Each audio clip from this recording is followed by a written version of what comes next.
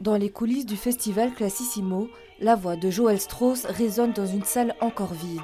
Aujourd'hui, elle ne joue pas un, mais deux spectacles, deux créations singulières à son image.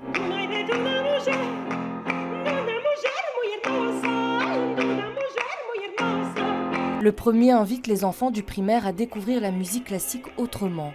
À travers sa voix, elle remonte le fil de l'histoire des Jeux Olympiques. Elle raconte, elle incarne, les grandes étapes de l'histoire deviennent vivantes et s'écoutent autrement. J'aborde toutes les musiques du monde, je fais du jazz, je fais de la musique parisienne, enfin voilà, je fais vraiment des musiques très très variées, je vais en Europe de l'Est aussi. Donc c'est vraiment une façon pour les enfants de découvrir la richesse et la beauté des musiques du monde et surtout la richesse et la beauté des cultures, des différentes cultures. Et puis au soir, place à un second spectacle, Racines nomades. Joël y tisse le fil de ses origines entre Europe de l'Est, Méditerranée et ailleurs.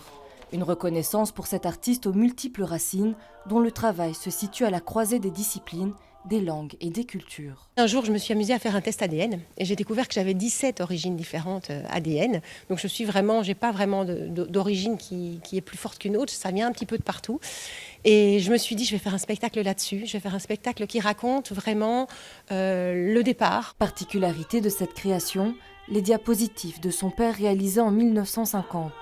Deux spectacles, deux facettes d'un même engagement, celui de s'ouvrir au monde. C'est aussi une histoire d'unité, de lien entre les personnes. Moi, je viens d'une famille de grands voyageurs et surtout d'une famille qui était une famille accueillante en Belgique. Donc, on accueillait des personnes qui venaient du monde entier pour un temps, parfois plus long, parfois plus court. Donc, la mixité, c'est pas une question que je me suis posée, c'était un fait dans mon éducation. Et dans cet esprit d'ouverture, pour son 19e anniversaire, le festival souhaite attirer un jeune public. Les jeunes, ils entendent tous les gros tubes qu'ils entendent, etc. Généralement, c'est des remixes et ils ajoutent une percussion et des choses comme ça sur des choses comme le boléro de Ravel, comme la habanera de Carmen, etc. Mais ils ne savent pas que ça vient de la musique classique. Donc, il faut quelque part les éduquer. Le festival Classissimo a lieu jusque mercredi et rendra hommage à l'Ukraine.